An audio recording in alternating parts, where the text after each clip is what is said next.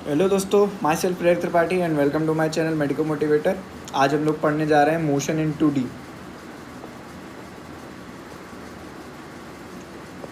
To dimension में motion पढ़ेंगे। इसके बेसिकली तीन मैं सब डिविजन्स बना सकता हूँ: वेक्टर्स, प्रोजेक्टाइल मोशन, वेक्टर्स के साथ में रिलेटिव मोशन भी रहेगा 3D का, तीसरा सर्कुलर मोशन। मैं वीडियो बना रहा हूँ, मुझे नहीं पता है 2 वीडियोस में जाएगा या कि 3। चलो हम लोग यही करते हैं, हम लोग डिस्कशन। ठीक है, सबसे पहले हम लोग जानते हैं वेक्टर के बारे में। ठीक है, वेक्टर क्या होता है? कोई भी अलजेब्रिक एक्सप्रेशन होता है जिसके पास मैग्नीट्यूड भी हो, डायरेक्शन भी हो। ठीक है, तो हम लोग वेक्टर को ऐसे बताते हैं, इसको टेल बोलते हैं। ये टेल है, ये हेड है। ठीक है, ऐसा रहता है। फिर एंगल्स बिटवीन वेक्टर, अगर 2 वेक्टर हों तो उनके बीच का एंगल कैसा होता है, ये डिसाइड करना जब आप इजी रहता है काफ़ी। अगर कोई ये वेक्टर ए है, कोई वेक्टर बी है, तो अगर उनके हेड से टेल, अगर हम लोग उस पहले के हेड पे दूसरे की टेल रखते हैं तो जो एक्सटर्नल एंगल बनता है वो एंगल होता है। और अगर दोनों की टेल्स जोड़ते हैं तो उनके बीच का जो एंगल होगा वो एंगल ऑफ वेक्टर होगा। ठीक है, फिर क्या बात आती है? फिर हम क्या कहते हैं, वेक्टर की प्रॉपर्टीज़ होती हैं, बहुत सारी प्रॉपर्टीज़ होती हैं। जैसे कि वेक्टर को कहीं भी उठा के इधर से उधर कर सकते हैं। ठीक है, और अगर एक ही डायरेक्शन में हो तो पैरेलल बोलते हैं, अगर दोनों 180 डिग्री के अगर एंगल पे हो तो एंटी पैरेलल बोलते हैं। किसी स्केलर से मल्टीप्लाई करते हो तो उनका मैग्नीट्यूड बढ़ जाता है, डायरेक्शन सेम रहती है। ठीक है, और नल वेक्टर क्या होता है? एक पॉइंट होता है जिसका कोई मैग्नीट्यूड नहीं होता और उसकी कोई भी डायरेक्शन हो सकती है, क्योंकि डायरेक्शन स्पेसिफाई हम लोग उसकी कर नहीं सकते हैं। ठीक है, फिर हम लोग बात करते हैं यूनिट वेक्टर की। यूनिट वेक्टर होता है जिसका मैग्नीट्यूड 1 हो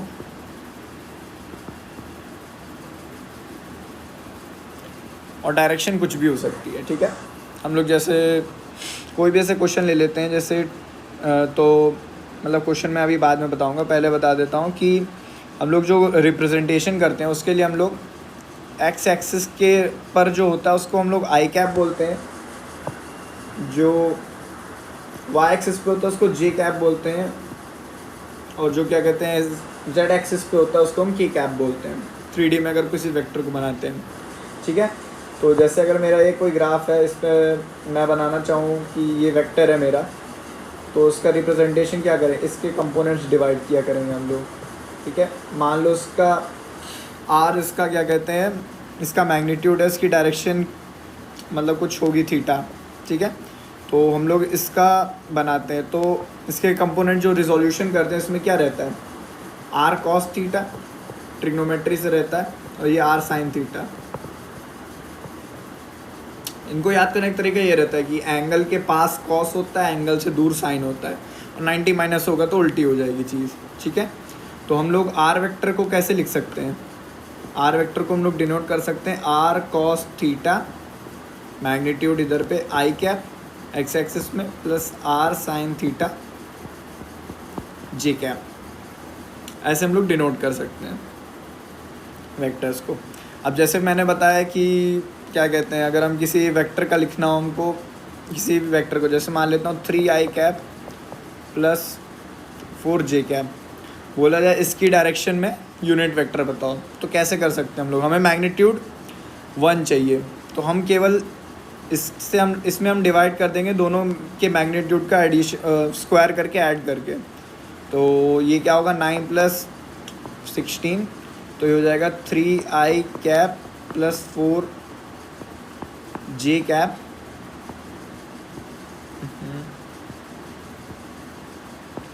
डिवाइड में 5। तो आंसर क्या हो जाएगा हमारा, 3/5 आई कैप प्लस 4/5 जे कैप। ठीक है, ये भी यूनिट वेक्टर है, इसको हम कुछ एन वेक्टर से हम लोग बता देते हैं इसको। ठीक है, एन कैप से डिनोट करते हैं किसी भी अगर नॉर्मल यूनिट वेक्टर होता है तो। ठीक है। अब हम लोग वेक्टर एडिशन समझते हैं। तो दो लॉ होते हैं, एक रहता है हमारा ट्रायंगल लॉ, एक होता हमारा पैरेललोग्राम लॉ। ट्रायंगल लॉ कहता है कि अगर पहला वेक्टर ये हो, दूसरा वेक्टर, पहले वेक्टर के हेड पे दूसरे वेक्टर की टेल आती है, तो पहले की टेल से दूसरे के हेड का जो बनने वाला ट्रायंगल होगा वो उसका रिजल्टेंट होगा। ठीक है। और पैरेललोग्राम लॉ कहता है कि दोनों की टेल्स अगर हम लोग जोड़ देते हैं तो उनके बीच, तो उनसे जो बनेगा रिजल्टेंट, उनसे जो पैरेललोग्राम बनेगा उसका जो डायगोनल होगा वो रिजल्टेंट वेक्टर होगा। तो बेसिकली एक ही थाली के चट्टे बट्टे हैं, कुछ ज़्यादा इसमें नया है नहीं। ठीक है। तो जो हमारा A vector, A plus B का जो वेक्टर का जो मैग्नीट्यूड होता है, A vector plus B vector का मैग्नीट्यूड, ये क्या आता है अंडर रूट में A square plus B square plus 2ab cos theta. ठीक है। इसके डेरिवेशन देखे होंगे, नहीं देखे तो मैं इधर शॉर्ट में एकदम से बता देता हूँ कि ये ए है और ये क्या हो जाएगा, अगर इनके बीच का एंगल ये होता है थीटा, तो ये हो जाएगा बी कॉस थीटा, ये हो जाएगा बी साइन थीटा। फिर हम लोग इसको स्क्वायर करके ऐड करके पूरा ये जो हमारा पूरा बना हुआ है राइट एंगल ट्रायंगल, इसमें स्क्वायर करके ऐड करेंगे तो आंसर हमें ये मिलता है। ठीक है। और जो एंगल होता है tan अल्फ़ा, जो रिजल्टेंट का निकलता है पहले वाले वेक्टर से, उसका आंसर क्या होता है बी साइन थीटा अपॉन में ए प्लस बी कॉस थीटा। ठीक है। सिंपल सी बात है। अगर यहीं पे अगर हम a माइनस बी लिख दें, a माइनस बी लिख देंगे तो क्या होगा, ये वेक्टर पलट जाएगा। ये वेक्टर क्या पलट जाएगा, जब ये वेक्टर पलट जाएगा तो इनके बीच का एंगल क्या हो जाएगा 180 माइनस थीटा हो जाएगा कि नहीं हो जाएगा। तो हम लोग क्या करेंगे यहाँ पे 180 माइनस थीटा से कर देंगे कन्वर्ट, तो यहाँ पर -2ab हो जाएगा अगर हम लोग उसको कन्वर्ट करते हैं। ठीक है। फिर इसी के दो केस बनते हैं स्पेशल, तो उनको भी हम लोग देख लेते हैं। अगर a = b दोनों हो जाता है तो पहला वाला हमारा इक्वेशन क्या हो जाएगा 2a² plus 2a² cos theta. ठीक है। तो हम लोग इसमें क्या कहते हैं 2a² कॉमन ले लेते हैं, अंदर बचाएंगे क्या 1 plus cos theta. 1 plus cos theta की वैल्यू क्या होती है, पढ़ी थी ना हमने वहाँ पे 1 - 2 कॉस स्क्वायर थीटा से। तो 2a² मल्टीप्लाई में क्या हो जाएगा 2 कॉस स्क्वायर थीटा बाई 2। ठीक है। तो इसका आंसर हो जाएगा 2a कॉस थीटा बाई 2। ये वैल्यू होती है जब दोनों वेक्टर सेम हो जाते हैं और उनको ऐड कर रहे होते हो आप। सिमिलरली जब दोनों को सब्ट्रैक्ट कर रहे होते हैं तो वहाँ पर क्या कहते हैं, क्या हो जाएगा 1 माइनस कॉस थीटा हो जाएगा। 1 माइनस कॉस थीटा साइन होता है, तब आंसर क्या होता है 2a साइन थीटा बाई 2। जब सेम मैग्नीट्यूड के हो उनका डिफरेंस निकाल रहे हो आप। ठीक है। तो इतनी सी बातें थी वेक्टर में। और अगर कुछ वेक्टर में एक रहता है, ये इसी को लॉ ऑफ कोसाइंस भी बोलते हैं, और एक तरीके से हम लोग एक लामीज थ्योरम भी होता है, वो सब मतलब फोर्स में पढ़ाऊँगा, इधर कोई काम का नहीं लग रहा मुझे। ठीक है। फिर हम लोग आते हैं फिर ये मोशन जो हमारा 2D रहेगा, इसमें जितनी भी क्वेश्चंस थी सबको अब हम वेक्टर से सॉल्व करने वाले हैं। ठीक है। फिर हम लोग आ रहे थे रिलेटिव मोशन पे।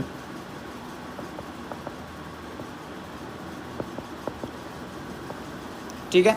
इसमें क्या है, अब हम लोग वेक्टर में पूरा खेलेंगे। जैसे हम लोग 1D में देखते थे, 1D में लिखते थे VA, उसमें भी अब वेक्टर ही खेलना चालू कर देते हैं अपन लोग, इजी पड़ेगा अपने को। जैसे VA ये है और VB ये है, तो अगर हमको लिखना होगा VA with respect to B, इसको पलटना होगा, तो हम लोग क्या लिख देंगे, एकदम छोटा सा ऐसा बना देंगे और बोल देंगे हाँ ये VB है। ठीक है। काफ़ी सारे क्वेश्चन ऐसे ही सॉल्व किया करेंगे। तो उसके बहुत सारे होते हैं, जैसे कि एक रहता है रेन मैन प्रॉब्लम, ठीक है। इसमें क्या होता है, रेन कुछ ऐसे आ रही होती है किसी एंगल पे, वर्टिकल से दिखा होता है थीटा, और आदमी चल रहा होता है। अब उसको बोलते हैं अम्ब्रेला पकड़ो किसी तरह टाइप का, यही सब रहते हैं क्वेश्चन, है ना, पढ़े होंगे तुम लोगों ने भी। तो इनको सॉल्व करने का तरीका क्या है, मैं तो सीधे सीधे वेक्टर के डायग्राम से सॉल्व करता था, ठीक है। जैसे ये होगी v rain with respect to earth, या फिर मैं वी आर लिख लेता हूँ इसको सीधे सीधे। तो अगर ये थीटा है तो इसका एक कंपोनेंट होगा वी, अगर ये थीटा तो इसका होगा वी कॉस थीटा, वर्टिकल वाला, एक ये वाला होगा हॉरिजॉन्टल वी साइन थीटा। अब हमारा एक आदमी होगा, उसकी होगी वी मैन होगी, ठीक है, v man with respect to ground रहेगी। तो पहली प्रॉब्लम आती है कि अम्ब्रेला किस एंगल पे पकड़ें। तो अम्ब्रेला इसी एंगल में पकड़ने का क्या मतलब है, इस जो उसका ये हॉरिजॉन्टल कंपोनेंट है और इसका हॉरिजॉन्टल कंपोनेंट है, अगर ये सेम होंगे तो इनकी रिलेटिव मोशन इनके बीच का ज़ीरो हो जाएगा। अगर रिलेटिव मोशन ज़ीरो हो जाएगा तो हम लोग अम्ब्रेला 90 डिग्री में पकड़ेंगे। तो ठीक है, तो इसको बहुत सबसे ईजी ये वेक्टर डायग्राम से सॉल्व करना बहुत ईजी पड़ता है। तो v m equals to v r sine theta जब होगा उस केस में क्या कहते हैं, हमको पकड़नी हम लोग अम्ब्रेला को 90 डिग्री में पकड़ेंगे, और इस टाइम में रिलेटिव वेलोसिटी क्या होगी, वी कॉस थीटा होगी, ठीक है। V rain with respect to man v cos theta बचेगा सिर्फ। ऐसी अगर कोई और वेलोसिटी होगी तो हम ऐसे ही डायग्राम्स बना के उसको सॉल्व कर लेंगे, ठीक है। फिर आती है एक रिवर मैन, ठीक है। इसमें क्या रहता है, रिवर रहती है, रिवर की ये रहती है वी आर, ठीक है, और एक आदमी रहता है, ठीक है। अब इस आदमी की मर्जी है कैसे कूदेगा, आदमी की नहीं, वैसे क्वेश्चन बनाने वाले की मर्जी है कि उसे कैसे कूदाएगा। वो परपेंडिकुलर कूदा सकता है, किसी ऐसे एंगल थीटा पे उतार सकता है जहाँ भी उसकी मर्जी हो, या किसी एंगल ऐसे उतार सकता है। अब ये थीटा हो सकता है तुमको फ्लो से दिया जाए या फिर क्या कहते हैं परपेंडिकुलर से दिया जाए तुम्हें, ठीक है। एक रहता है, तो सबसे पहले रहता है शॉर्टेस्ट टाइम। तो शॉर्टेस्ट टाइम का केस क्या होगा, शॉर्टेस्ट टाइम के लिए जितना आदमी की वेलोसिटी है सारा इसकी ब्रेड्थ को क्रॉस करने में निकल जाना चाहिए, ठीक है। तो उस केस में वो ऐसे जाएगा और इधर वी आर रहेगी, तो एक्चुअली में वो आदमी ऐसे जा रहा होगा, ठीक है। तो वो आदमी जाना चाहता था, उसको शॉर्टेस्ट टाइम लेना था, तो उसने ऐसे अपनी सारी वेलोसिटी इधर लगा दी, और लेकिन पहुंच के इधर ड्रिफ्ट करके इधर पहुंच गया। तो यहाँ पे टाइम क्या होगा, जो भी इसकी ब्रेड्थ रहेगी, बी लिख लेता हूँ, किसी और से डिनोट करते थे यार, शायद मैंने जब अपने टाइम में पढ़ता था किसी और से डिनोट करते थे, मुझे ये याद है। टाइम हो जाता था ये, और इसमें पूछते थे ड्रिफ्ट कितनी हो गई, तो ड्रिफ्ट कितनी होगी इसमें, वी आर इंटू टाइम, यानी कि क्या, v r into b upon v m. दूसरा केस बनता था कि हम इसको ऐसे जाए कि शॉर्टेस्ट पाथ पे जाए। शॉर्टेस्ट पाथ के लिए इसको ऐसे जाना पड़ेगा, किसी एंगल हम लोग थीटा पे छोड़ देते हैं, ठीक है, फ्लो से नहीं, इधर परपेंडिकुलर से, जिससे क्या कहते हैं ऐसा हो सके। तभी अब क्योंकि इसका कोई कंपोनेंट इधर जाएगा जो इसको कैंसिल कर रहा होगा, तभी इसका शॉर्टेस्ट पाथ आएगा। तो इस कंडीशन में क्या है, v r equals to v m, हमने इधर पे एंगल लिया है तो वी एम साइन थीटा, ठीक है। और टाइम इस बार कितना लग रहा होगा हमारा, शॉर्टेस्ट नहीं होगा, टी इक्वल्स टू लग रहा होगा हमारा बी अपॉन में वी कॉस थीटा, ठीक है। इससे सॉल्व कर लेंगे हम लोग।